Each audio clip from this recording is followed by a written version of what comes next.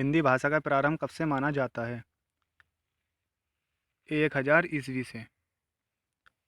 हिंदी भारत के कितने राज्यों की राजभाषा है? सही आंसर हो जाए 10 राज्यों की। हिंदी की देवनागरी वर्णमाला में कुल कितने वर्ण हैं? आंसर हो जाएगा 52 वर्ण। ध्वनि संकेतों को स्थायी रूप देने के लिए किसकी खोज की गई थी? लिपि की। भारतीय संविधान में किस भाषा को राष्ट्रभाषा के रूप में चिन्हित किया गया है? आंसर हो जाएगा हिंदी भाषा को। किंडरगार्टन विधि के आविष्कारक कौन है? आंसर हो जाएगा फ्रोवेल। देवनागरी लिपि एक है, कैसी लिपि है? वैज्ञानिक लिपि। त्रिभाषा सूत्र में कितनी भाषाओं का अध्ययन अनिवार्य रूप से किया जाता है? आंसर हो जाएगा 3 भाषाओं का। भाषा एक सांकेतिक साधन है, यह किसकी युक्ति है? आंसर हो जाएगा बाबूराम सक्सेना की। संस्कृत के महान व्याकरण पाणिनि ने अपनी महान कृति अष्टाध्यायी में व्याकरण को क्या कहा है? सही आंसर हो जाएगा शब्दानुशासन कहा है। हिंदी को राष्ट्रभाषा का दर्जा कब प्रदान किया गया? हिंदी को राष्ट्रभाषा का दर्जा 14 सितंबर 1949 ईस्वी में प्रदान किया गया था।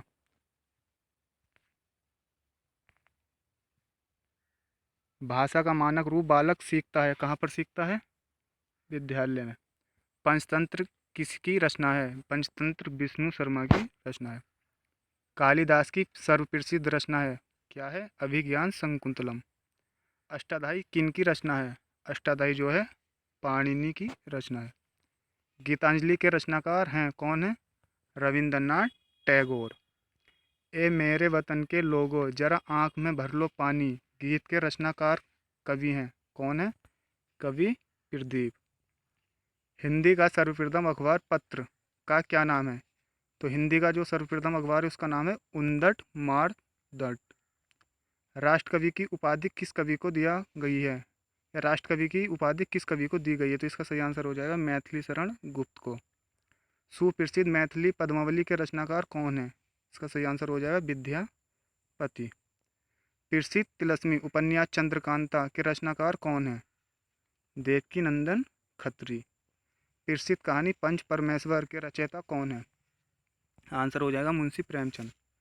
ज्ञानपीठ पुरस्कार किस क्षेत्र में श्रेष्ठ कार्य के लिए दिया जाता है? तो ज्ञानपीठ पुरस्कार जो दिया जाता है साहित्य के क्षेत्र में दिया जाता है। रंगभूमि उपन्यास के रचनाकार हैं, कौन है? मुंशी प्रेमचंद। अंधायुग उपन्यास के लेखक हैं धर्मवीर भारती हो जाएगा इसका सही आंसर। दक्षिण भारत में हिंदी प्रचार सभा का मुख्यालय कहाँ स्थित है? तो इसका सही आंसर हो जाएगा चेन्नई में। अगला क्वेश्चन है, हिंदी में मूल रूप से कितनी रस माने गए हैं? तो कितने रस माने गए हैं? 9 रस। मैथिली शरण गुप्त को राष्ट्रकवि की उपाधि किस रचना के लिए मिली है? तो इसका सही आंसर हो जाएगा भारत भारती। वर्तमान में प्रकाशित हिंदी पत्रिका हंस के संपादक हैं, कौन है? राजेंद्र यादव। राजभाषा सूची में कितनी भारतीय भाषाएं शामिल हैं? तो राजभाषा सूची में कितनी भाषाएं शामिल हैं? 22 भाषाएं।